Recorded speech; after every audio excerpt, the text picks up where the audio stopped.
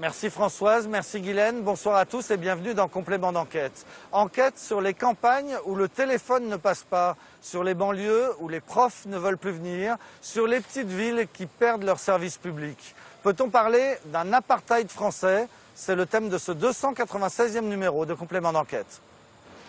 Pour être sûr d'être joignable, le couple a pourtant choisi un abonnement pro chez Orange. Facture mensuelle, 60 €.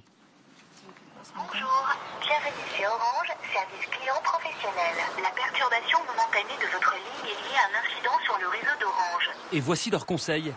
Vous pouvez consulter la procédure de redémarrage de votre Livebox sur le portail orange.fr, rubrique assistant. On n'a pas internet. Vous êtes actuellement très nombreux à nous appeler, nous ne pouvons pas traiter votre appel. Et c'est tous les jours comme ça, quoi. Voilà. Quand on dit que le monde rural il est en dérangement, non, il est plus en dérangement. Le monde rural il est complètement coupé.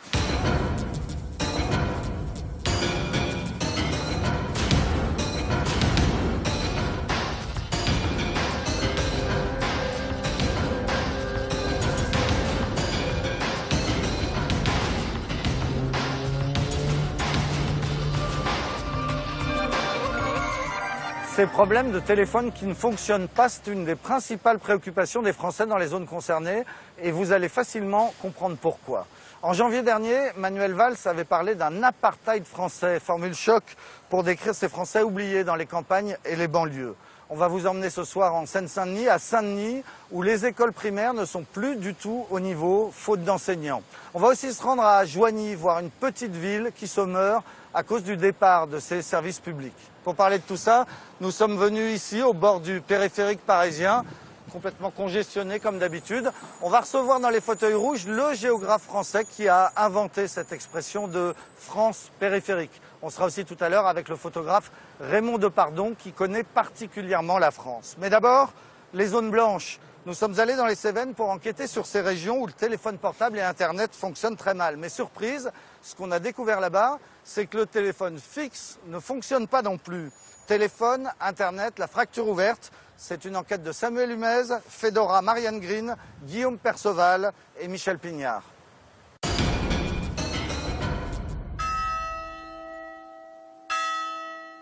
Un village au bout du monde.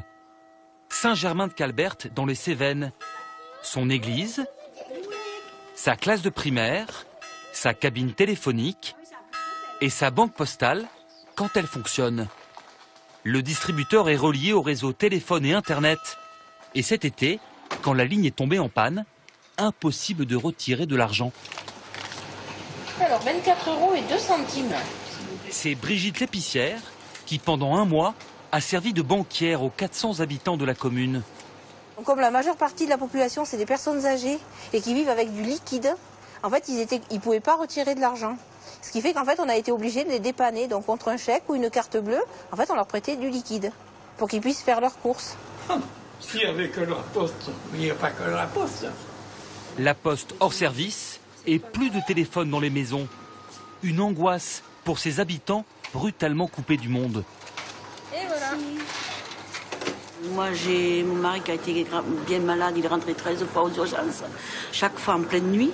Et pour arriver à avoir le 15, avoir le SAMU, les urgences et tout, ça a été galère. C'était galère. Au XXIe siècle, ça ne devrait pas exister. On sent qu'on régresse au lieu d'avancer. Les Cévennes aux abonnés absents. Dans ces vallées encaissées où le portable ne passe pas toujours, les villages sont victimes de coupures de téléphone et d'Internet à répétition. Un peu partout, au bord des routes, des poteaux chancelants et des câbles qui traînent par terre. La faute au relief et aux intempéries, selon Orange, l'opérateur historique. Les habitants, eux, dénoncent un réseau vétuste, mal entretenu. La panne? Ouais. Eh bien, ça fait 2 fois que ça arrive. À l'heure de la 4G et de la fibre optique, Il n'y a pas d'autre finalité. ils se battent pour garder le téléphone fixe et accéder au monde Internet. Dans ces zones rurales qui se dépeuplent, c'est une question de survie. À Valrogge, c'est devenu la mission presque quotidienne du maire, Thomas Vidal, signaler les pannes du réseau télécom. Ce jour-là, il y a urgence. Un poteau vient de tomber à la sortie de sa commune. Voilà, vous avez des morceaux de poteaux de partout. Privant une centaine de foyers de téléphone et d'internet. Vous voyez le poteau? Bien, vous voyez? Le rétroviseur du camion qui a arraché les fils, voilà. Un camion a emporté le câble téléphonique suspendu de part et d'autre de la route. Qu'est-ce qui s'est passé? Ça fait 2 fois que ça arrive. C'est un camion qui a accroché? Un camion. Quand ils ont refait, qu'ils l'ont refait, ils n'ont pas assez tendu les fils. Les fils font ça. Alors pourvu qu'ils passent un grand camion... Il n'y a pas d'entretien, il n'y a rien qui est fait. On accroche des fils sur des poteaux, on ne retame pas et voilà. Et après on se dit, les gens ils sont en colère. Mais comment vous voulez pas être en colère quand même? C'est pas normal. Et si le maire est furieux... Bonjour, Thomas Vidal, le maire de Valorogue dans le Gard. C'est qu'il a déjà signalé ce problème il y a un mois. Au bout du fil, un technicien d'Orange basé à Montpellier, dans le département voisin. Sortie de la commune, il n'y a pas de rue là. Il n'y a pas de rue. Et ouais, mais bon, on est à la campagne. On n'a pas de numéro de rue là. Le maire peine à se faire entendre. Non, c'est pas ça, non. Non, mais bon, il faut faire, enfin, soyez rapide, quoi. Enfin, je sais pas, mais demain, il faut s'en occuper, quoi. Ben voilà, c'est pas normal. C'est pas normal. Parce qu'on peut pas s'entendre dire qu'on va être réparé le 8 avril, quoi. Confirmation par SMS, il faudra attendre un mois avant de se faire dépanner. Et c'est tous les jours comme ça, quoi. Voilà. Quand on dit que le monde rural il est en dérangement, non, il est plus en dérangement. Le monde rural il est complètement coupé. Voilà. Il n'existe plus à force. Un maire impuissant et des habitants dont le quotidien est désormais suspendu à un fil de téléphone. Au bout de la ligne accidentée, voici Fabrice et Valérie Perrault, gérants de camping. Voilà, chaque mobil-homme a sa petite terrasse privée, aucun vis-à-vis. Ils ont vu sur la montagne, c'est tout vert. Hein. Des mobil-homes nichés dans un écrin de verdure, avec un coin baignade. Mais sans couverture 3G et avec ses pannes à répétition, difficile de communiquer avec les clients. Pour être sûr d'être joignable, le couple a pourtant choisi un abonnement pro chez Orange. Facture mensuelle, 60 €. Bonjour, bienvenue chez Orange, service client professionnel. La perturbation momentanée de votre ligne est liée à un incident sur le réseau d'Orange. Et voici leurs conseils. Vous pouvez consulter la procédure de redémarrage de votre Livebox sur le portail orange.fr, rubrique assistant. On n'a pas internet. Hein. Vous êtes actuellement très nombreux à nous appeler, nous ne pouvons pas traiter votre appel. Ça vous sert à quoi d'avoir un contrat professionnel? Rien. À rien. C'est pour ça que c'est une grosse arnaque sur ce côté-là. Dans les Cévennes, quand on ne peut pas naviguer sur Internet, on avale du bitume. Direction l'office du tourisme du village, où Valérie espère pouvoir enfin consulter ses mails. Alors on a une panne Internet, donc voilà. À cause de la panne, elle n'a pas pu répondre à une demande de réservation. Le client est peut-être déjà allé voir ailleurs. On peut avoir 2-3 demandes dans la soirée et si on les voit pas, si on n'y répond pas tout de suite, ça peut être 2-3 clients qu'on a perdus. Et ça peut être des clients, parfois on nous demande, il y en a c'est sur 15 jours, c'est une location pour 15 jours par exemple l'été, c'est vraiment une grosse perte pour nous. Être déconnecté du monde moderne, au risque de tomber dans l'oubli. C'est l'angoisse des habitants de ces hameaux perdus dans les montagnes. Des éleveurs de brebis, des personnes âgées qui n'ont parfois comme seule visite que celle du facteur et de l'infirmière.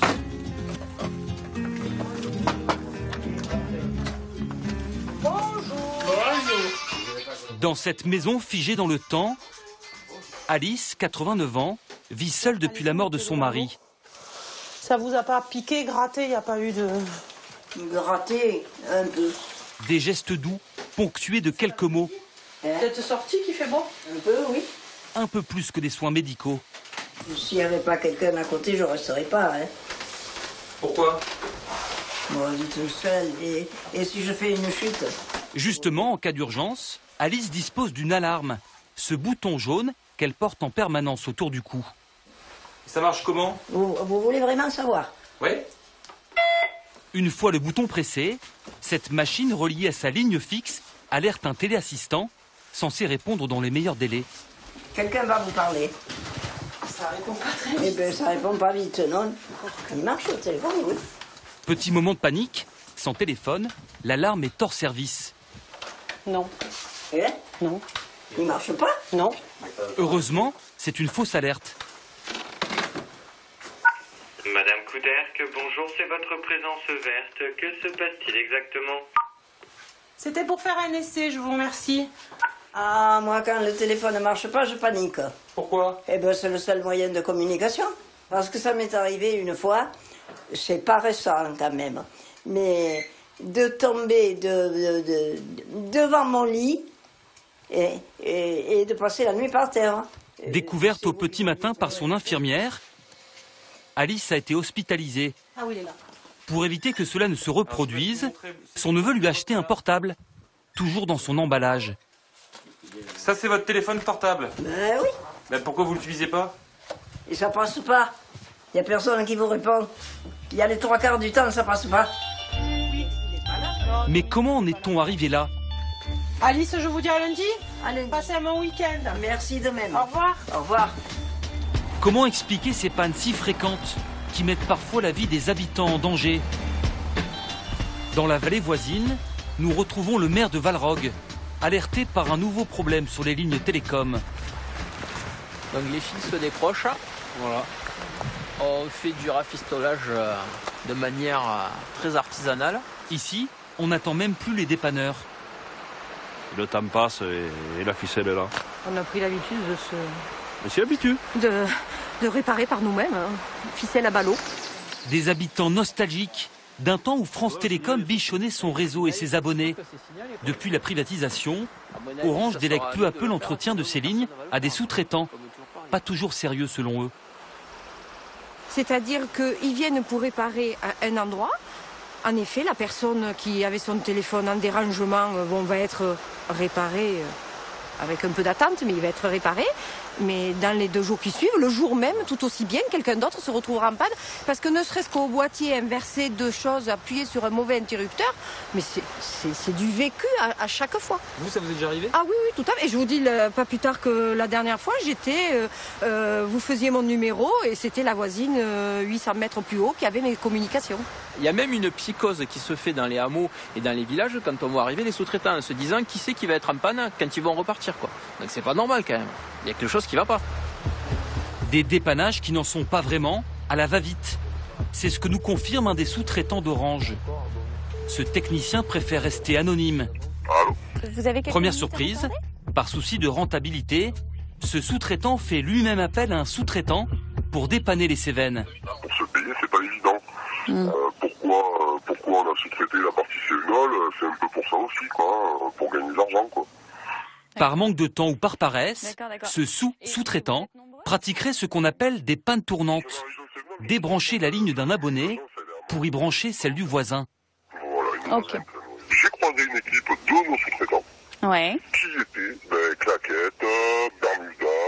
J'ai dit franchement, vous n'allez pas réparer les clients, quoi, c'est pas possible. Ils ne sont pas cachés, quoi. Ils sont arrivés directement chez le client en disant bon, vous allez marcher, mais il y a quelqu'un qui ne marchera pas, quoi. Carrément. La panne tournante, un sujet sensible chez Orange. Le directeur pour la région Sud s'est déplacé en personne pour nous répondre.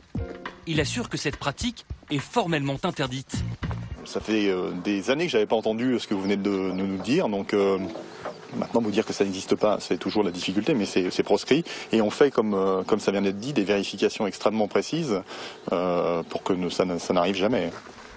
Quant aux problèmes de téléphone et d'internet dans ces zones reculées, la direction d'Orange affirme que ses équipes font tout ce qu'elles peuvent pour améliorer le réseau. En voici un exemple. Donc là, on a un amplificateur, globalement, qui va permettre à nos abonnés d'avoir accès à la DSL malgré la distance. Un équipement high-tech de près de 100 000 €, financé par le conseil régional, non par Orange. Ce sont des investissements qu'on ne peut pas assumer en intégralité sur l'ensemble du territoire. Ce sont des montants tout à fait extraordinaires, plusieurs dizaines de milliards pour pouvoir équiper l'ensemble de la France. Mais vous le faites dans les grandes villes? On le fait dans les grandes villes, c'est vrai. Pourquoi ne pas le faire dans les zones rurales? Parce que nous n'avons pas les moyens de le faire. Trop peu d'abonnés, pas assez rentable pour les opérateurs privés. C'est donc aux élus locaux de se débrouiller. À Saint-André de l'Ancise, Florence Bailly, la mère, a tout essayé, sans succès. Qu'est-ce qu'on voit là?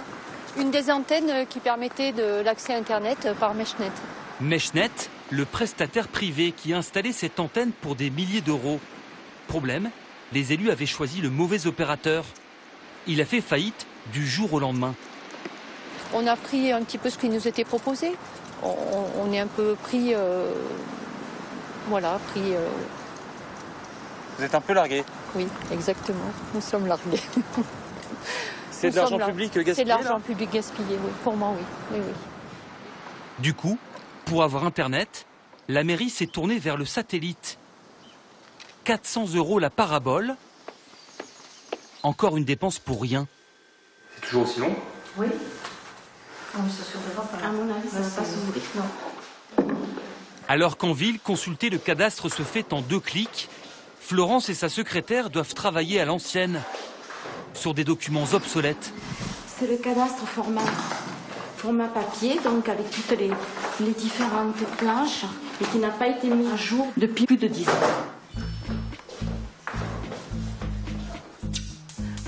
Dans la famille de Madame la maire, Tombeau de sanglier des Cévennes.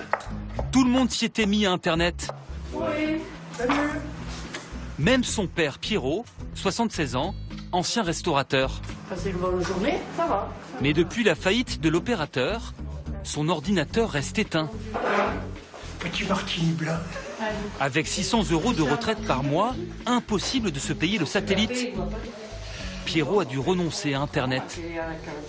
J'imagine que toute votre vie vous avez fait sur Internet. Oui. Vous pourriez faire sans Internet. Je sais bien, mais maintenant que ça existe, je vais en profiter. Tout simplement.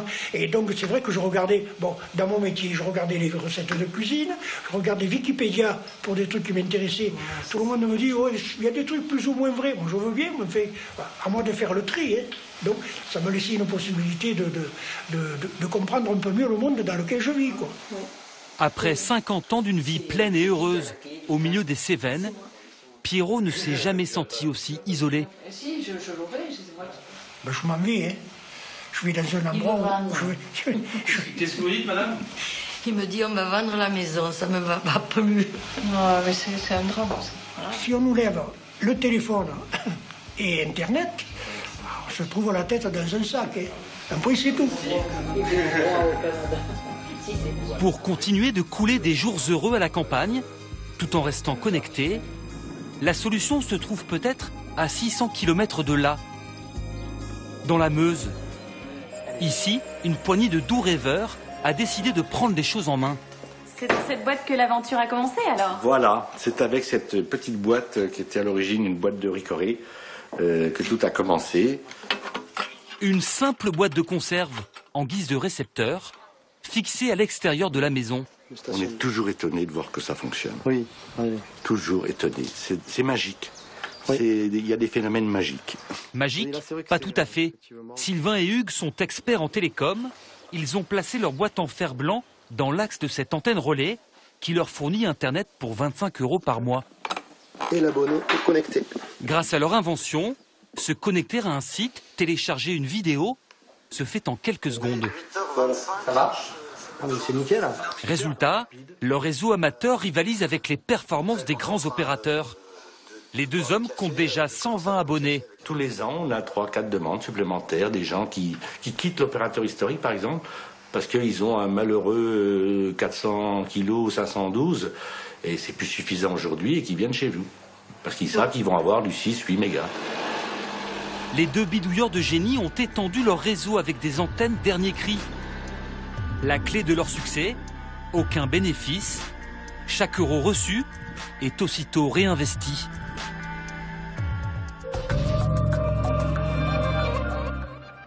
Et voilà pour ce reportage signé Samuel Humez et Fedora Marianne Green. Et bonsoir Christophe Guilluy. Bonsoir. Vous êtes géographe, vous êtes l'inventeur de cette formule, la France périphérique. C'est le titre de ce livre que vous aviez sorti à l'automne dernier. Alors, la France périphérique, elle commence là, juste de l'autre côté du périphérique parisien, mais elle va beaucoup plus loin. Elle va notamment là d'où on vient, c'est-à-dire jusque dans les Cévennes. C'est ça, c'est-à-dire que la France périphérique, c'est tout autant les zones rurales que des petites villes, que certaines villes moyennes. On est vraiment sur quelque chose de très très large. Et aussi, effectivement, ce sont des territoires où les équipements publics sont relativement peu denses. Et on a eu un mouvement de population, de gens qui se sont réinstallés sur ces territoires-là, parce qu'on a longtemps cru que ces territoires de la France périphérique ça représentait la France vieillissante, finissante. Et en fait, on se rend compte qu'en réalité, ces territoires se remplissent. Aujourd'hui, il y a des jeunes qui restent sur place.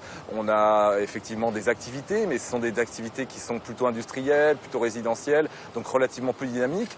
Et le décalage, en fait, énorme aujourd'hui, c'est que vous avez là l'essentiel des catégories populaires et que les catégories populaires aujourd'hui ne vivent pas là où se crée l'emploi, là où se crée la richesse. C'est tout le problème. Ouais, alors quand on dit France délaissée, France oubliée, effectivement, on pense à une France repliée sur elle-même, alors que vous, ce que vous démontrez, c'est qu'il y a énormément de mouvements dans les campagnes, vous venez de le dire, mais aussi dans les banlieues. Bien sûr, tout bouge en permanence. La question aujourd'hui, elle est effectivement le destin de ces catégories populaires. En banlieue, on est sur une logique de métropole, c'est-à-dire les gens arrivent beaucoup et partent beaucoup. Ne pas oublier que la banlieue, ce sont des territoires sas, des territoires où on rentre beaucoup et que l'on quitte beaucoup. Il ne faut pas oublier une chose, c'est que les banlieues, aujourd'hui, sont les territoires de France les plus mobiles. Ça ne veut pas dire qu'il n'y a pas de difficultés, évidemment, il y a énormément de difficultés, mais c'est une logique de sas. Dans les territoires de la France périphérique, qui sont d'abord ceux des catégories populaires, des classes populaires, des ouvriers, des employés, qui sont la majorité de la population française, parce que ce dont on parle là, c'est pas marginal, c'est la majorité. Voilà, c'est les petits salaires, ce sont des gens qui sont très souvent en dessous des revenus médians, qui ont du mal à boucler les fins de mois. Il n'y a pas forcément zéro emploi, c'est pas des taux de chômage forcément fulgurants, mais ça va être des temps partiels, ça va être des petites retraites. On est vraiment sur de la difficulté, tout simplement parce que, contrairement à ce qui était vrai hier, la classe ouvrière était hier intégrée. Elle était intégrée économiquement. Elle vivait là où se créait la richesse, dans des villes qui étaient elles-mêmes industrielles. Aujourd'hui, on a un immense problème, et c'est ça le problème de la mondialisation, c'est que, j'allais dire, la boutique tourne sans les catégories populaires. Et ces catégories populaires, elles vivent sur ces territoires. Ce qui est sûr, c'est que les grands partis, l'UMP et le PS, ça fait quelques années qui savent plus quoi dire à ces gens-là, non? Alors, je mettrai un bémol sur cette question. La question n'est pas le politique hors sol. Moi, ce que j'observe sur le terrain, je pense notamment aux gens de la Nièvre avec qui je travaille autour des nouvelles ruralités. Ils ont un discours très pertinent sur le diagnostic des catégories populaires dans leur territoire. Sauf que, bon là en l'occurrence ce sont des socialistes, ils ne sont absolument pas entendus du socialiste d'en haut, du PS d'en haut. Donc en réalité, la fracture politique... Elle n'est pas partie contre le peuple, non, elle est au sein des partis. En réalité, la parole de ces élus-là est confisquée par les appareils, on pourrait dire, PS ou UMP d'en haut. Mais quand on observe les choses sur le terrain, on voit que les élus locaux, qu'ils soient PS ou UMP, bossent, ont un diagnostic très pertinent, mais ne sont pas entendus, tout simplement, de leur propre parti. Alors vous avez inventé ce terme, donc la France périphérique. Le Front National, ils aiment bien la France des oubliés. Ça revient souvent, les mots sont importants. Et puis Manuel Valls, il a inventé la France de l'apartheid. Alors, en fait, tout le monde parle de la même chose. C'est une question de mots. Ouais. Oui, c'est une question de mots. Et puis après, il y a le marketing électoral qui vient derrière. On s'adresse à des clientèles, etc., etc. Mais je crois que Valls a aussi parfaitement compris ce qui est en train de se passer en France. On a ces gros clivage entre d'un côté la France périphérique, celle des métropoles dynamiques qui concentrent de plus en plus les cadres, les catégories qui comptent, les secteurs économiques qui comptent, etc. et qui font tourner la boutique. Parce que le gros problème n'est pas que le modèle économique ne fonctionne pas. Parce que si on avait un modèle économique qui ne crée pas de richesse, ce serait très simple, il suffirait de l'abandonner pour passer à autre chose. La question aujourd'hui, elle est de créer un modèle, j'allais dire économique, non pas alternatif, mais complémentaire dans ces territoires ruraux, dans ces territoires de petites villes. On a de la matière grise, on a des gens qui sont prêts à le faire. Le problème, c'est qu'ils n'ont pas le pouvoir politique.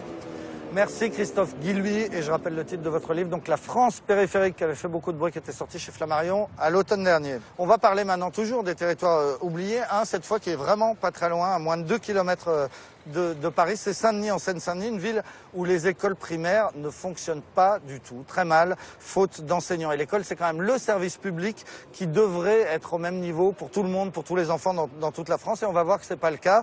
La preuve, par exemple, avec cette formidable directrice d'école qu'on va vous faire découvrir, qui se bat pour son école, mais qui a scolarisé ses propres enfants ailleurs, parce qu'elle sait comment ça se passe. École, la lutte des classes, c'est un reportage de Laure Paulet, Julien Pelletier et Alice Panouillot. Quand Delphine est venue s'installer avec ses enfants dans ce pavillon de banlieue, Tu veux du pain ou de la bruyère? elle n'imaginait pas se retrouver à ce point, reléguée en seconde zone. Tu voulais du lait, mais tu veux du lait avec quoi? Bah, que du lait, c'est pas grave. Avec du chocolat? Non, que du lait. Il faut que tu manges, Adèle. Mais lors de la dernière rentrée scolaire, en septembre, une frontière invisible s'est comme refermée derrière eux. Qu'est-ce qui s'est passé à la rentrée? Bah, je suis arrivée et après, il n'y avait pas de maîtresse ni de maître. En fait, ils se mettent devant leur fiche de classe et puis ils sont appelés par la maîtresse, ils rentrent. Du coup, il y avait cette classe et on se disait, mais la maîtresse n'est pas là. Et donc, la directrice est venue et nous a dit qu'il n'y avait pas de maîtresse. Alors, on savait pas. Moi, au début, je pensais que c'est parce qu'elle était malade. Et puis en fait, après, j'ai compris que la maîtresse prévue n'était pas là, avait obtenu sa mutation. Et après, le truc qu'ils nous ont sorti, mais tout de suite, et vraiment, c'était de dire, de toute façon, les enseignants ne veulent pas venir chez vous. Allez, dépêchez-vous et vous mettez vos chaussures et puis c'est bon. Et n'oubliez pas Des profs qui désertent les classes. Bonne journée. Adèle, 6 ans et demi, est en CE1. Avec son grand frère, elle est scolarisée à l'école du quartier. Mais cette école est située au cœur du département le plus pauvre de France, à Saint-Denis dans le 93. Une école qui, comme beaucoup d'autres ici, connaît une année noire, pénurie de profs et système D pour les parents. Au moment où le Premier ministre s'émeut d'une France déchirée. Un apartheid territorial, social, ethnique. Au moment où l'école apparaît comme le recours pour accommoder la République. Il est des circonstances où l'importance de l'école apparaît encore plus décisive. Et c'est ce que nous vivons aujourd'hui. Les discours semblent bien loin du terrain. Ici, en Seine-Saint-Denis, les élèves et leurs parents se sentent plus délaissés que jamais. Dans ce département qui compte la plus grosse proportion d'immigrés, un ménage sur 4 vit sous le seuil de pauvreté. Le 93 est aussi le département le plus jeune de l'Hexagone. Mais les problèmes économiques et sociaux font fuir les profs, ce qui désespère les parents. Ils nous font des discours à la Manuel Valls avec l'apartheid, mais c'est eux qui l'organisent, l'apartheid. Dans un département où plus qu'ailleurs, l'école a un rôle à jouer, comment en arrive-t-on à un tel sentiment d'abandon? Quand vous avez fini d'écrire les devoirs, vous venez les déposer sur la table et ensuite vous sortez votre carnet de correspondance. À la rentrée, il n'y avait pas d'instit pour Adèle et sa classe, comme dans plusieurs écoles de la ville. Le rectorat a dû trouver des solutions en urgence. Ses enfants ont d'abord connu une maîtresse, partie en congé maternité depuis. Puis ce nouveau maître, Nicolas Mathieu, 33 ans. Je place un 1 où? Sur les centaines. Sur les centaines? Vous êtes tous d'accord? Je les mets sur les centaines? Non. Je les mets Dizaines. sur les dizaines. Un professeur au profil atypique. Avant de se retrouver sans emploi, il avait travaillé en banque et dans le marketing.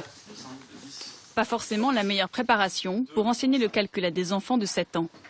Quand je suis arrivé, c'était les additions avec retenue. Et donc, moi, j'avais pas forcément de livre au départ. Donc, il a fallu essayer de se souvenir, parce qu'on le fait machinalement, mais comment expliquer à 22 élèves la méthode pour le faire. Tout ça, finalement, vous l'avez acquis comment? Grâce à mes collègues qui m'ont beaucoup aidé déjà, en me donnant des méthodes, en prenant de leur temps pour me tutorer, entre guillemets. Et puis, ça passe aussi par le travail le soir à la maison. Nicolas Mathieu fait partie de ces nombreux contractuels de Seine-Saint-Denis, recrutés à la va-vite en CDD via Pôle emploi. Super, Boubacar. Monsef, Medina, très bien. Des recrues sans formation. Lui n'a même pas eu d'entretien d'embauche. Mais il s'en sort bien avec la classe d'Adèle. On apprend à s'amuser avec lui. Vous pouvez vous lever, aller chercher vos manteaux. Cependant, dans certaines classes de Seine-Saint-Denis, ce recrutement de professeurs improvisés a eu des résultats catastrophiques. Djoura est en CE1 dans une autre école de la ville. Et son père est très inquiet de l'avoir vu perdre des mois entiers de scolarité cette année. Eux aussi ont eu droit à une rentrée sans instit. La petite fille a ensuite vu près d'une dizaine de profs contractuels s'essayer au métier devant sa classe. Toi, si tu veux faire des exercices, Elle ne peut même plus les compter. Aucun d'entre eux n'a été capable de faire cours. Il y en a un prof, il nous disait rien. On faisait n'importe quoi, il nous disait rien. N'importe quoi? Oui, tout le monde faisait n'importe quoi. Il écrivait sur le tableau. Ah bon? Il jouait, il faisait n'importe quoi, il travaillait même pas. Mais lui, au lieu de nous crier, il nous a laissés. Il n'a rien fait. Moi, j'ai dit au maître, regardez ce qu'ils font. Il a dit, laisse-les. Alerté par ce que racontait sa fille, Akli, son père, a dépensé une petite fortune en cahier de soutien. Alors, ça c'est la dictée, ça c'est le français. L'écriture. Donc on a fait les maths, on a fait les calculs. Il y a une négligence. Il y a de la ségrégation aussi. La ségrégation? C'est ségrégé. Comment se fait-il qu'il y a une partie de français ont leur prof et une autre partie aussi de la France n'ont pas de prof? Pourquoi? C'est une différence. C'est ça la ségrégation. Ce Français d'origine algérienne, très attaché aux valeurs de la République, ne comprend pas l'abandon où est laissé son quartier. On connaît des radicalisations aussi de la jeunesse. Ça commence comme ça. Parce que là, si on est bien instruit, on est bien armé pour l'avenir. C'est ça. Mais si on se laisse s'instruire par l'extérieur, par la rue, par des gens incultes, on se perd. Alors qu'en France, près de 80% des jeunes décrochent le baccalauréat, en Seine-Saint-Denis, ce taux est inférieur de 10 points. Mais dans les bureaux de l'éducation nationale, pas question d'admettre un quelconque abandon. Les enfants d'ici auraient les mêmes profs qu'ailleurs. Au début de l'année, il a pu y avoir quelques recrutements, peut-être avec des modalités qui étaient en tout cas moins stabilisées qu'aujourd'hui. Mais là, on peut vous assurer que chaque semaine, nous avons des commissions de recrutement avec des inspecteurs de l'éducation nationale qui reçoivent chacun des candidats. En tout cas, jusqu'ici, les parents et les enfants de Seine-Saint-Denis ont l'impression d'avoir une école au rabais. Au moment où le Premier ministre parle d'apartheid, les gens le prennent comme ça, c'est-à-dire en gros, on est au rebut. Alors, on n'a pas le droit à l'éducation nationale de tout le monde dans ce département. Vous parlez d'enseignants qui arrivent, par exemple, au dernier moment et sans formation. Vous expliquez qu'il y avait un accompagnement qui avait été mis en place. Il n'a peut-être pas été le plus performant et optimal dès le début, mais les parents peuvent évidemment être rassurés par le fait qu'aujourd'hui, en Seine-Saint-Denis, comme ailleurs, certes, mais avec un regard particulier en Seine-Saint-Denis, les professeurs sont des professeurs qui sont formés. Ce n'est pas ce que constate Catherine Da Silva. J'ai jamais eu autant de bons jours que ce matin. Directrice d'école à Saint-Denis, elle s'inquiète du cercle vicieux qu'elle voit s'installer ici. Bonjour, bonjour. Bonjour madame la directrice. Pénurie de profs, niveau scolaire qui baisse et un département qui s'enferme dans ses difficultés. Parmi les remplaçants envoyés cette année par l'académie, elle a vu un architecte, des avocats ou encore un chef de rayon au chômage. Des passages qui laissent des traces sur les pages des cahiers. Par exemple là, le signe plus, puisque c'était a priori des additions, n'est pas posé. Le maître ne s'en rend pas compte au moment de la correction non plus, donc il ne met pas le signe plus pour dire que ce sont des additions. Or, c'est extrêmement important. L'enfant, comment peut-il savoir ce qu'il fait s'il n'a pas le signe plus? Parce que là, on a l'impression qu'en fait, vous vous arrêtez à des points de détail. Mais c'est pas des points de détail, parce que apprendre l'addition, ça fait partie des éléments essentiels d'un CE1, et ils doivent sortir. Enfin voilà, on n'arrête pas de parler du niveau des élèves. Donc il faut bien qu'ils sachent lire et compter. Quand on n'a pas un maître qui vous structure et qu'on est un élève qui est en difficulté, on accumule les difficultés justement. Pour cette fille d'immigrés portugais qui a construit sa vie en France grâce aux études, ces leçons bâclées écrites en pâte de mouche sont une escroquerie. C'est une forme d'inégalité. Ça veut dire que ces élèves n'ont pas la même école que les autres. Et c'est très dur parce que nous, on est là tous les jours pour leur montrer que non. L'école de la République, elle est la même pour tous. Et là, moi, le matin, à la porte de l'école, j'ai du mal à dire que l'école de la République est la même pour tous parce que c'est pas le cas. Voilà, on n'avance pas. On ne leur donne pas ce qu'on leur promet. Et surprise, la directrice a d'ailleurs préféré sortir sa fille de cette mécanique infernale. elle qui pourtant est née et a toujours vécu en Seine-Saint-Denis. Là, c'est l'école Joliot-Curie. C'était mon premier poste à Saint-Denis et j'y suis restée une bonne dizaine d'années.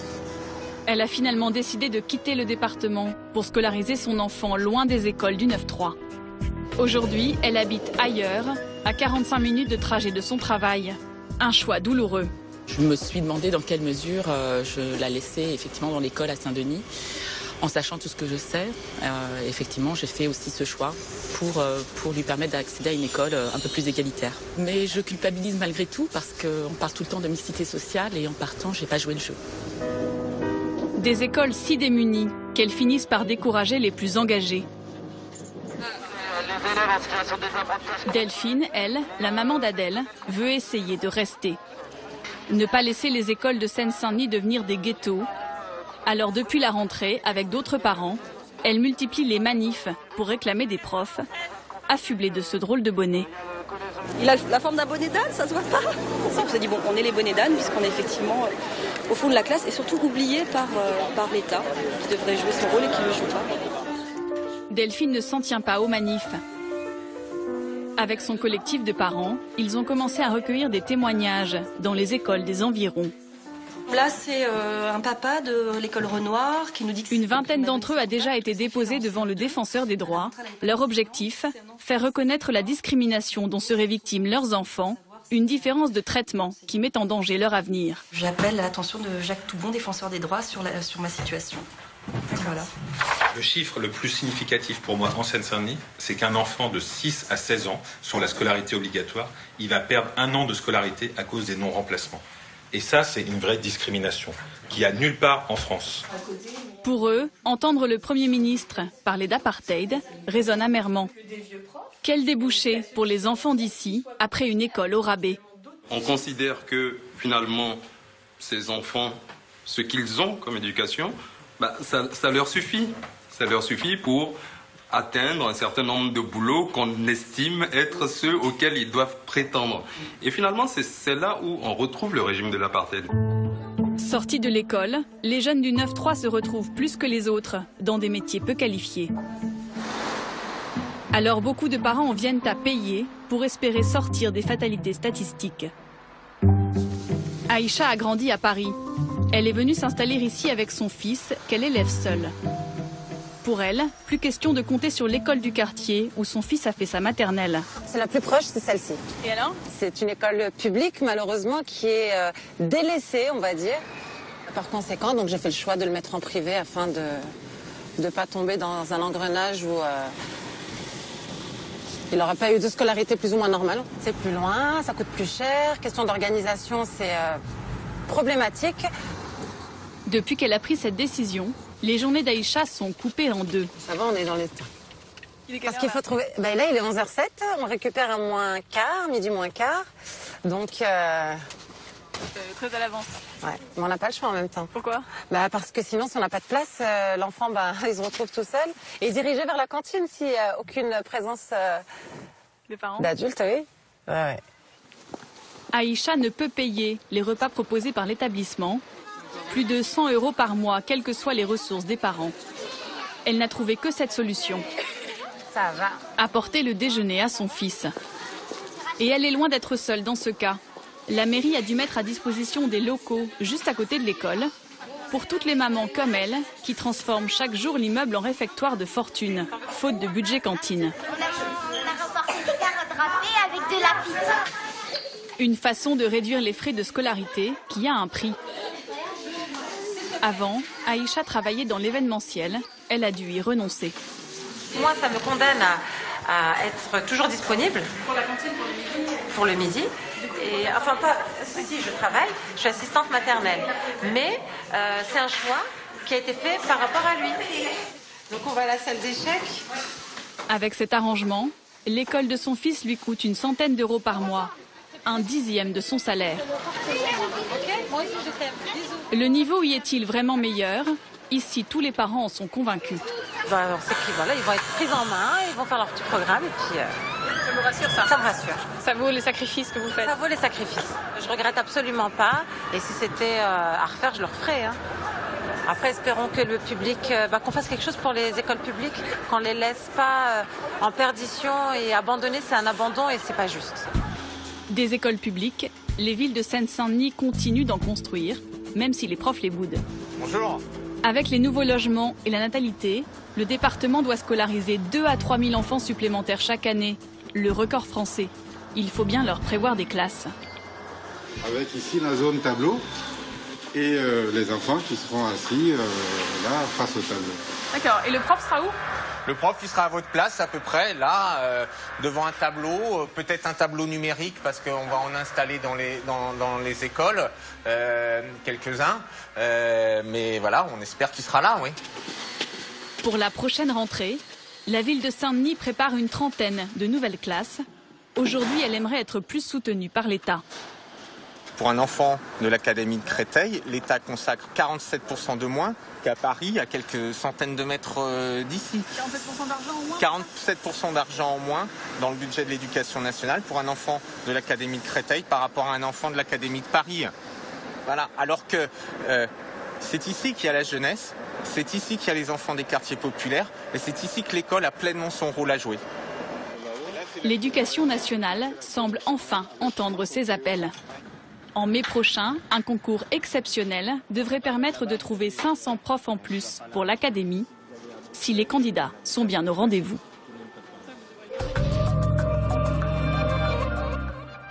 Et voilà pour ce reportage signé Laure Paulet et Julien Pelletier. On se retrouve ici à l'école élémentaire Auguste Renoir à Saint-Denis avec le directeur de cette école, Éric Bernier. Bonsoir. Bonsoir. On est ici au pied de la cité des Francs-Moisins qui est connue. On est juste en face de la Courneuve, le collège qui est juste de l'autre côté de la rue. C'est là qu'on avait tourné la journée de la jupe avec Isabelle Adjani.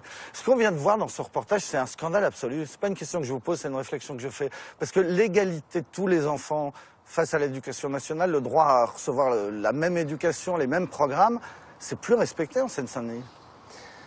Là, c'est une difficulté, effectivement, parce que, comme vous le savez, comme on le voit au travers du reportage, nous sommes en difficulté par rapport au fait qu'il manque des enseignants.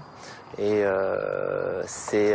tout vient de là. Hein. Le problème, c'est qu'au concours de recrutement des professeurs des écoles en Seine-Saint-Denis, il y a moins de candidats que de postes à pourvoir. Ça veut dire que tout le monde est pris.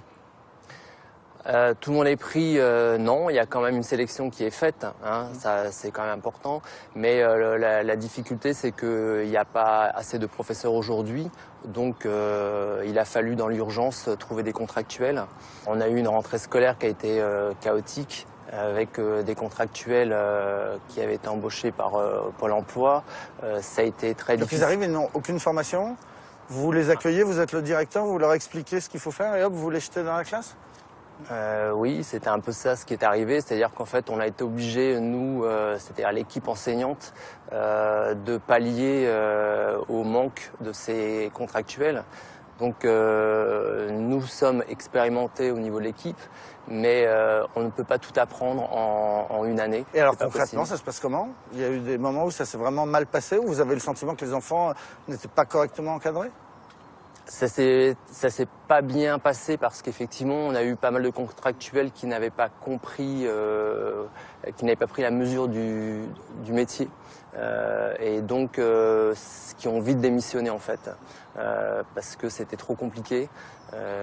Voilà. Alors le problème de la Seine-Saint-Denis aussi, c'est que vous avez des profs très jeunes qui ont réussi le concours et qui n'ont plus qu'une idée en tête dès qu'ils arrivent, c'est quitter Saint-Denis, quitter la Seine-Saint-Denis. Alors, voilà, ce qui se passe, c'est qu'effectivement, quand vous avez un éloignement du conjoint, de vos enfants, vous avez un système de points qui est relativement important, qui vous permet en 2-3 ans de quitter la Seine-Saint-Denis. Donc pour comprendre, un jeune qui vient et qui a qu'une envie, c'est de repartir, il y arrive, en se mariant, en se paxant, parce qu'il vient de province. Voilà. Quelqu'un comme vous, qui est de la région parisienne, qui est déjà marié à une enseignante de la région parisienne, vous êtes entre guillemets condamné presque à vie à rester en Seine-Saint-Denis? On est condamné presque à vie, effectivement, c'est le mot, puisque quand on fait nos petits calculs quand on voit le nombre de points qu'il faut pour partir aujourd'hui, qui sont de l'ordre de 800 à 1000 points, j'ai fait un petit calcul, Il me faudrait 70 ans à 100 ans pour pouvoir partir de la Seine-Saint-Denis,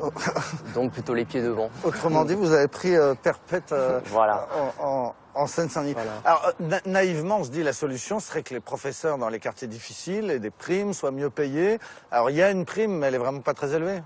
Non, alors la prime actuelle, elle est de 90 €. Alors, elle sera doublée l'année prochaine, parce que ici, on a la chance, entre guillemets, d'être les préfigurateurs REP+. Donc, on aura une prime qui sera doublée, donc qui sera de 180 €. Bon, c'est mieux que rien. Par exemple, pour parler concrètement, vous gagnez combien ? Alors, moi je suis en tant que directeur, donc si j'enlève toutes les primes, etc., j'ai un salaire aujourd'hui qui est de 2200 €. Après 26 ans d'ancienneté. Après 26 ans d'ancienneté, voilà. Alors, le fond du problème, c'est ça, hein, c'est qu'on est dans un quartier difficile avec une mauvaise réputation. Si les profs ne veulent pas venir ici, c'est à cause de la réputation. À tort ou à raison ? C'est difficile ou c'est pas difficile de travailler ici ? Alors, je vais dire à tort. Je vais dire effectivement, on va pas se voiler la face.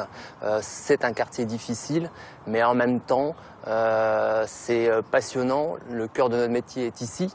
Moi, je suis, comme dirait un guerrier pédagogique. On est les hussards quand même de la laïque, et on a besoin aujourd'hui, dans ces quartiers, d'avoir des enseignants qui sont anciens, qui s'engagent. Les enfants d'ici méritent toute notre attention. C'est ici notre cœur de métier, en tous les cas. Quand on dit France oubliée, France de l'apartheid, même comme ça a été dit, c'est le sujet de notre émission ce soir. Effectivement, on se sent oublié là, ici ? On se sent en tous les cas pas mis en valeur et pas forcément remercié pour les services qu'on accomplit quand même tous les jours sur le terrain. Et oui, ça devient pour nous extrêmement difficile. Parce que chaque année, les situations sont chaotiques dans nos écoles. Ce sont les équipes qui, à chaque fois, sont obligées de remonter les manches et voilà, et de maintenir à flot les écoles. Merci beaucoup, monsieur le directeur, monsieur le hussard de la République ici à Saint-Denis. Après les banlieues qui manquent de profs, après les Cévennes qui n'ont pas ou peu de téléphone, on va maintenant partir pour Joigny. C'est une ville touristique en Bourgogne avec un centre-ville du XVIe siècle. C'est très beau, mais c'est une ville qui a perdu en quelques années son régiment, ses 2 tribunaux, sa maternité, son service de chirurgie et par voie de conséquence 10% de sa population, avec de nouvelles populations qui maintenant arrivent. Les déclassés de Joigny, c'est un reportage de Mathieu Fourou, Olivier Gardette et Xavier Pupérou. Chers amis, bonjour. Oui, nous sommes toute la semaine dans l'Yonne et nous ouvrons donc avec Joigny, petite ville située au sud de Paris, à 130 km environ de Paris. Nous sommes entre la forêt d'Othe et ce soir, l'événement à Joigny, c'est le jeu des 1000 €. L'émission culte de France Inter s'arrête en Bourgogne. La salle des fêtes fait salle comble. Que commémore la colonne située sur la place de la Bastille à Paris. Cela faisait 4 ans que monsieur le maire avait inscrit la ville pour participer au jeu. Il a fallu être patient. Ah oui, les 3 glorieuses, bravo! C'est vraiment sympa, la salle est pleine. C'est près de 300 personnes là, qui sont venues. On a dû sûrement en refuser quelques-unes. Et puis il y a une belle ambiance. Voilà, c'est vraiment sympa. Et puis peut-être certains grincheux vont dire oui, mais il n'y a pas que des candidats joviniens. Mais on s'en fout. Je veux dire, le développement d'une ville aussi, c'est son métier. Aujourd'hui, aucun candidat n'emportera la cagnotte des 1000 €. Mais pour les élus et les habitants, l'essentiel est ailleurs. Leur super banco à eux, c'est d'avoir réussi à faire parler de la commune en bien. Merci beaucoup. On reproche beaucoup aux médias nationaux de ne parler que des petites villes ou des petites communes quand ça va mal, quand il y a un fait divers ou quand il y a une entreprise qui ferme. Bon, ça arrive malheureusement, mais nous, au jeu des 1000 €, nous, on est dans l'information positive. Donc on aime bien mettre en avant aussi les atouts. Joigny, c'est l'histoire d'une charmante cité médiévale, au milieu des vignes, prisée des touristes, avec ses belles bâtisses et ses fortifications. Mais en une décennie, elle est devenue le symbole d'une France qui s'éteint. Elle a tout perdu, ses tribunaux, sa maternité et dernièrement, son régiment. Depuis, La commune a pris des airs de cité abandonnée, avec son centre-ville qui se meurt doucement. Elle a perdu 1000 habitants, 10% de la population. Joigny, une ville déclassée, un bout de France qui se sent délaissé et qui cherche un nouveau souffle. Dis-moi mon horoscope, ma petite Nicole, s'il te plaît. Tu sais lire, Anne-Marie, hein? Qu'est-ce qu'elle est chiante. Au bar du centre-ville, Nicole est une figure, connue pour son franc-parler. Tiens, à chaque fois que je viens chez toi, ton édulcorant, il ne fonctionne pas. 20 ans que cette retraitée au caractère bien trempé vient boire ici son café. Mais ces dernières années, cette ancienne employée d'hôpital voit sa ville se vider. Joigny, ça ressemble à quoi aujourd'hui? Ça ressemble à quoi? Ça semble des fois, quand vous sortez le dimanche, tiens, si vous êtes là le dimanche, c'est une ville fantôme, il n'y a plus rien. Et puis le soir, à 10, il n'y a plus rien. Il y a quelques-uns qui sont ouverts dans la rue piétonne, qui essayent de résister pour faire un petit peu... mais c'est difficile. Et bon retour en Bretagne. Dans les ruelles tortueuses du centre-ville, Les petits trucs coupe-gorge de Joigny. Nicole nous emmène sur les traces des petits commerçants qu'elle a vu disparaître un par un. Comme dans l'artère piétonne, jadis prospère, aujourd'hui, elle ne compte plus les vitrines vides et les rideaux baissés. Ici, vous l'avez connue comment cette rue? Elle était comment avant? Il y avait plein de commerçants là. Partout. Là, il y avait un charcutier qui est descendu en bas. Avant, là, il y avait Philippe avec sa chienne là, qui était là. Il y avait un mercier, une mercerie, il y avait pas mal de choses. Et aujourd'hui? Il a fermé, il a enlevé les photos. Vous voyez, il a enlevé les photos qui étaient là-dessus. Et puis aujourd'hui, En quelques années, des dizaines de commerces ont mis la clé sous la porte. Les habitants de la vieille ville ont abandonné les lieux. Là, il y avait un pressing dans cette maison-là. Laissant derrière eux des maisons du XVIe siècle qui s'effondrent. Ça s'écroule là, au fond. Vous voyez comment est le toit là-haut? C'est presque en péril là. Ma fille, elle me dit, t'as qu'à vendre ta maison et puis venir avec moi à Lyon. Non, je suis habituée chez moi et puis voilà. Joigny, une cité en morceaux, qui a basculé à cause d'une décision prise à Paris. Le retrait du régiment dans le cadre d'un plan d'économie. 2 siècles et demi que la ville résonnait au rythme des trompettes et du pas des soldats.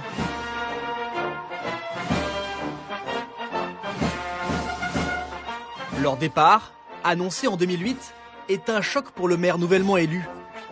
C'est en ouvrant le journal que Bernard Morenne apprend la catastrophe, un matin d'avril. Plus de 2 siècles et demi, 260 ans, que l'armée est présente dans cette ville. Elle l'a fait vivre. Le comptable du groupe géographique, quand il fait les payes, chaque mois, il fait pour 700 000 euros de paye. C'est 700 000 euros qui vont retomber dans l'économie locale. Et tout ça va disparaître. Et je pressens tout de suite ce séisme gravissime pour notre ville. Le dernier des 400 militaires a quitté les lieux il y a 5 ans. Depuis, le maire restaure ses 13 hectares de baraquement. Comme lui, quelques irréductibles croient encore en l'avenir de Joigny. 7 heures du matin, dans l'épicerie de Christian Dussault. Depuis quelques mois, cet ancien ouvrier a choisi d'ouvrir son commerce encore plus tôt. C'est vrai que quand je dis à mes anciens collègues de la CGT que je fais 80 heures, ils sont pas très... ils comprennent pas. Élargir ses horaires, travailler 6 jours sur 7. Le seul moyen pour Christian de faire tourner sa boutique. Depuis le départ de ses plus gros clients, les militaires du régiment. Ils avaient des besoins quand même. Bon, ils sont nourris, logés, mais ils ont quand même des besoins. Et voilà. Et surtout l'avantage, c'est qu'ils sortaient à 3-4. Alors ça, c'est voilà. Et tout de suite, 3-4 cartes bleues qui l'une derrière l'autre. Ça, c'était le côté. Voilà. Quand il y en avait un, il y en avait 4. Et donc c'était ça qui a fait un trou tout de suite dans le chiffre d'affaires. On va laisser les portes ouvertes. Du jour au lendemain, Christian a vu ses ventes baisser de 10%. Mais l'épicier veut tenir pour ses clients et ce quartier qui le fait vivre depuis 26 ans. La rue doit continuer à vivre. C'est pas possible que ce bout de rue-là, on le laisse mourir. Pour moi, non. Il y a la vieille ville, il faut qu'il y ait et des commerces, et des services, et des gens normaux qui habitent dans cette vieille ville, voilà, tout simplement. Alors, pour maintenir l'activité, Christian se débrouille comme il peut. 2 fois par semaine, à l'heure du déjeuner, il part livrer gratuitement ses clients les plus fidèles, à l'autre bout de la cité. J'allais plus loin, fut un temps. Je faisais même quelques petits villages. Bon, mais les gens ont disparu dans ces villages, enfin des gens qui me faisaient appel. Mais ça m'arrive d'aller à Chanvre, à côté. Ça m'arrive aussi d'aller à Saint-Aubin, un peu plus loin. Ouais, bon. La tournée de l'épicier, souvent le seul contact de la journée pour les clients de Christian. Madame Lamotte, bonjour. Ce jour-là, voilà. Il visite une demi-douzaine de personnes âgées, voilà. toutes isolées. Alors, Madame Lavotte, 56,33. Et combien de temps que vous la livrez? Oh, Madame Lavotte, j'ai une dizaine d'années. Oh oui, oh ouais, peut-être, ouais. Oh oui. Très régulier, tous les 15 jours. Pour vous. Ça vous arrange? Ah bah oui, je fais pas de voiture, je ne pas pour vous, mais j'en ai fait. Ah bah oui, tous les 15 jours. Hein. Mais bientôt, ces tournées pourraient s'arrêter. Car à 59 ans, cet amoureux de Joigny veut passer la main. Il cherche un repreneur pour sa supérette, achetée 150 000 € il y a 26 ans. Christian espérait bien la revendre avec une belle plus-value pour payer sa retraite. Mais aujourd'hui, il doit brader son commerce. Il est en vente à 50 000 €. 3 fois moins cher qu'à l'achat. Et négociable. Parce que voilà, il faut aussi admettre que c'est peut-être quand même plus dur pour repartir. J'ai pas envie que quelqu'un ait des menottes pendant 7 ans parce qu'il y a des emprunts et tout. Moi je l'ai fait, bon voilà, mais il faut pas non plus obliger les autres à le faire pareil. Des commerces à prix sacrifiés. Et en plein centre-ville, des logements vacants à vendre par dizaines. En quelques années, la petite ville autrefois bourgeoise est devenue l'une des communes les plus pauvres de Lyon. Pour rebondir, la cité mise sur un atout, sa proximité avec Paris. Car depuis la gare, la capitale n'est qu'à 1h15 en train. Et ces maisons pas chères pourraient peut-être attirer du monde. Les premiers à avoir profité de l'aubaine sont des familles sans le sou qui se sont installées dans les logements insalubres du centre-ville. C'est l'histoire de Christelle et Marcel, un couple de Parisiens qui sont arrivés il y a 6 ans. Leur enfant est né ici. Leur maigre revenu ne leur permettait plus de vivre à la capitale. Alors, dans un journal, ils sont tombés par hasard sur une petite annonce. 250 € par mois pour ce petit 2 pièces. On n'avait vraiment pas trop le choix. C'était le seul endroit où vous avez trouvé. Voilà. Et qu'on a pu trouver l'appartement au plus vite. Vous y voyez vivre encore longtemps à Joigny? Non. Dès que je me trouve un appartement assez rapidement, je m'en vais. Je cherche pas à rester à cet endroit. Car pour ce loyer modique, cette famille vit dans des conditions à la limite de l'insalubrité. C'est quoi ça? C'est l'humidité, c'est la pourriture. C'est la moisissure, il n'y a pas assez d'aération. Ah. Faute d'entretien, Bon voilà ma salle de bain. toutes les pièces de la maison sont minées par l'humidité et les infiltrations. Dans la salle de bain, le parquet gorgé d'eau s'affaisse dangereusement. Si je tire la chasse d'eau, ça fuit et ça remonte ici, j'ai de l'eau ici, donc je suis obligée d'éponger. À force de vivre dans ce logement malsain, leur fils de 2 ans et demi développe des bronchites à répétition. Christelle et Marcel affirment que leur propriétaire ne répond plus au téléphone. Ils espèrent à présent obtenir un logement social dans la région. De son côté, le maire cherche à faire venir d'autres nouveaux habitants. Il est fier de ces maisons de caractère sous les vignes qui bordent Lyon. Bernard Morenne compte sur ce patrimoine pour attirer les médecins qui se font de plus en plus rares en ville. Carole, interne en Le maire reçoit ce jour-là une future généraliste, étudiante à l'hôpital de Joigny, accompagnée d'un chef de service. Pour les séduire, il leur propose cette grande maison, située idéalement face au fleuve, en plein centre-ville. C'est un très beau bâtiment, c'est une vue exceptionnelle. Alors évidemment, il faut tout rénover, il faut tout refaire. Les réseaux, les faux pas fous sûrement. La mairie compte rénover les lieux pour loger gratuitement les internes de l'hôpital, avec réseau Wi-Fi, une grande salle commune et une chambre pour chacun.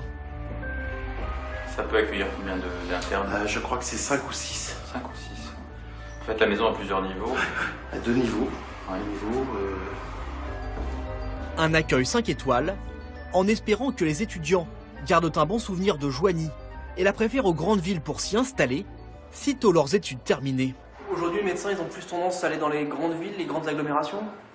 Oui, par nature, parce que ça les rassure. C'est toujours rassurant d'avoir à proximité tout un tas de services, d'établissements scolaires, des choix possibles.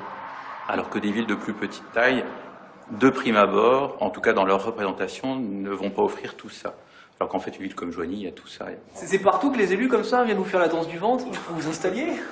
Non, franchement, non. Et c'est vrai qu'entre la périphérie et mine de rien le CHU à Dijon, c'est pas les mêmes conditions non plus. C'est vrai que là, on est quand même bien accueillis. Joigny réussira-t-elle à se repeupler?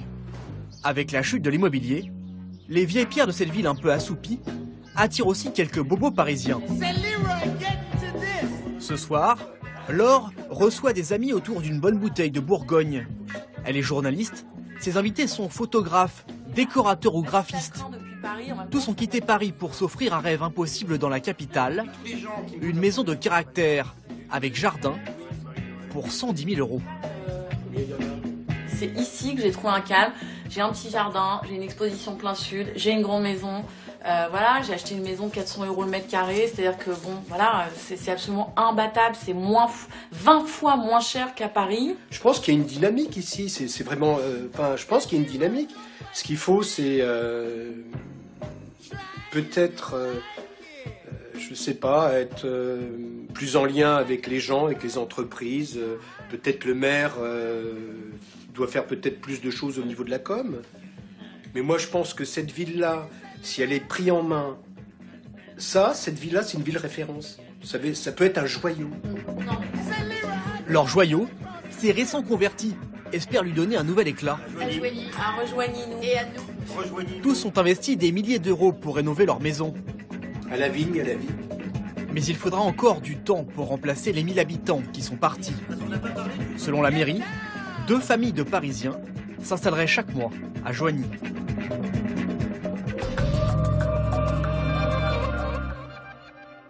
Et voilà pour ce reportage signé Mathieu Fourou et Olivier Gardette à Joigny. On se retrouve avec vous, Raymond Depardon, bonsoir. Bonsoir. Photographe, réalisateur, vous avez filmé toutes les guerres dans le monde entier, vous avez filmé la France, par exemple la justice en France, on s'en souvient. Et puis il y a quelques années, vous avez pris un camping-car et vous avez sillonné la France pendant près de 5 ans. Oui. Et ça a donné un livre, La France de Raymond Depardon, et un film, Journal de France, avec Claudine Nougaret. Et ici, on est à l'endroit où sont tirées vos photos? Absolument. C'est ici qu'on développe les films.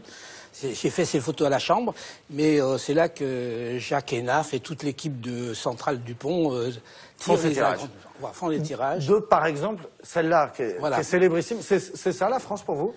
Oui, un peu, oui, quand même. C'est Commercy. Et c'est une photo à la fois, il y a des fleurs, il y a cette petite maison, l'héritage français, les tuiles, les fenêtres, tout est là, et à la fois, bon voilà, les gens vivent depuis très longtemps. Alors voilà, il y a toute une histoire derrière cette photo. Joigny, qu'on vient de voir dans ce reportage, vous êtes passé par Joigny avec votre camping-car? Bien sûr, c'est vrai que Joigny est tout à fait le type de ville enclavée, sous-préfecture. Alors on s'est beaucoup moqué de moi parce que on a dit j'avais fait une France des sous-préfectures parce que je suis né à Villefranche-sur-Saône. Effectivement, c'est une sous-préfecture qui va peut-être passer préfecture d'ailleurs à cause de la métropole de Lyon. Mais néanmoins, je trouvais qu'il y avait elles étaient pas, on les connaissait peu ces villes. Et c'est vrai qu'il y a les centres-villes des grandes régions, il y a la banlieue qu'on connaît plus ou moins bien, et puis il y a tout le reste. Et c'est vrai que j'ai été surpris.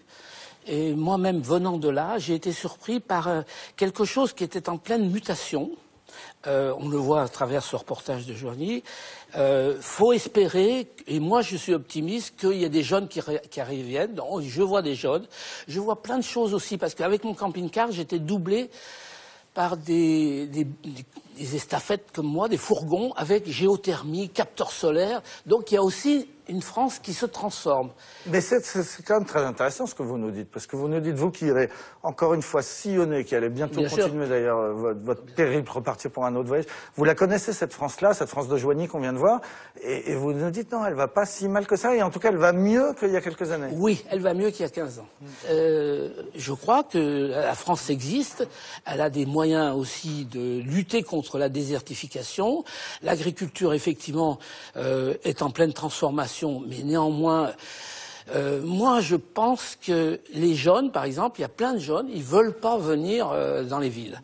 Ils veulent pas faire du chômage, ils veulent pas habiter dans des HLM, ils veulent pas habiter, ils veulent rester et trouver un travail. Alors c'est vrai qu'il y a une métaphore qui était très symptomatique.